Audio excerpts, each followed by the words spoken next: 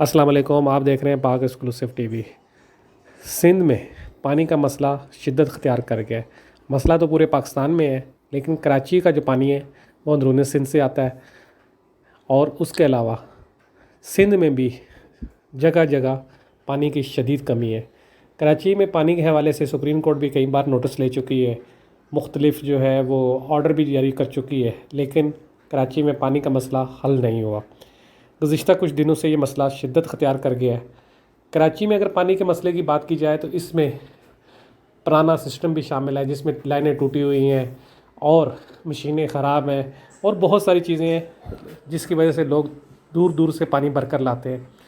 لیکن اس کے علاوہ اگر سندھ کی بات کی جائے تو کہا جا رہا ہے کہ اس وقت سندھ کو جو 100% پانی ملنا ہوتا ہے اس کی جگہ پر تقریباً 40% پانی مل رہا ہے، جس کی وجہ سے ٹھٹھا، بدین اور دوسرے کئی علاقوں میں پانی کی شدید کمی ہو گئی ہے۔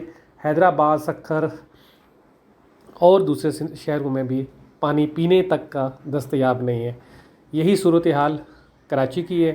کراچی کے عوام پانی خرید کر پینے پر مجبور ہے۔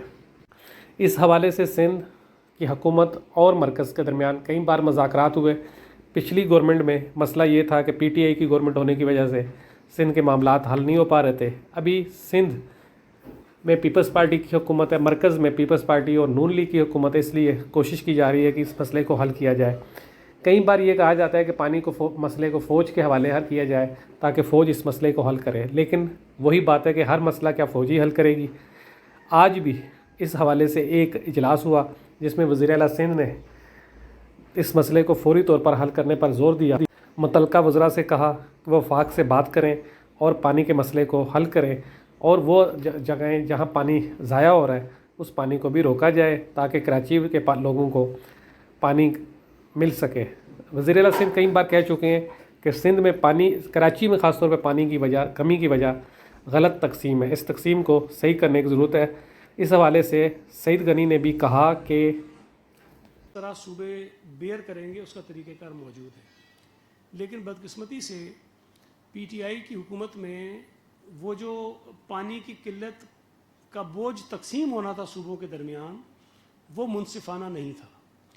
اس میں صوبہ سندھ کے ساتھ اور کسی حد تک بلوچستان کے ساتھ بھی زیادتی ہو جاتی تھی، اور کبھی بلوچستان کی چونکہ ریکوائرمنٹ کم ہے تو وہاں شاید اتنا اس کا اثر نہیں ہوتا تھا، لیکن صوبہ سندھ میں اس کو بہت زیادہ اس کا امپیکٹ ہوتا تھا۔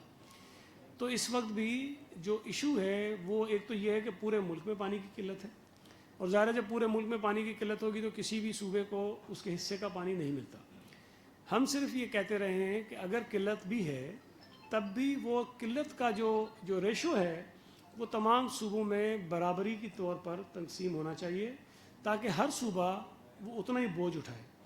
ہمارے صوبہ سندھ میں خاص طور پر جو ہمارا کوسٹل بیلٹ ہے، بدین ہے، ٹھٹا ہے، سجاول ہے یا اور کچھ علاقے ہیں، وہ پچھلے کئی برسوں سے بہت بری طرح متاثر ہوتے ہیں، اور وہ اس لیے کہ اگر دریائے سندھ میں پانی نہیں آتا اور وہ پانی سمندر میں نہیں جاتا تو سمندر جو ہے وہ آگے آتا ہے اور ہماری جو زرعی زمین ہے اس کو وہ متاثر کرتا ہے، اور صوبہ سندھ کے ان ڈسٹرکٹس کی لاکھوں ایکڑ زمین جو ہے وہ پہلے ہی بنجر ہو چکی ہے اس بنا پر کہ دریائے سندھ سے پانی جو ہے وہ سمندر میں نہیں جا رہا۔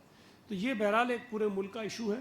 ہم اس وقت جو بات کر رہے ہیں وہ یہ کہہ رہے ہیں کہ جو پانی کی کمی ہے وہ تمام صوبوں میں برابری کی بنیاد پہ تقسیم ہونی چاہیے، اور پچھلی حکومت تو سندھ حکومت سے بات چیت کرنے کو ہی تیار نہیں تھی، وہ تو ہم سے ساتھ بیٹھتے نہیں تھے۔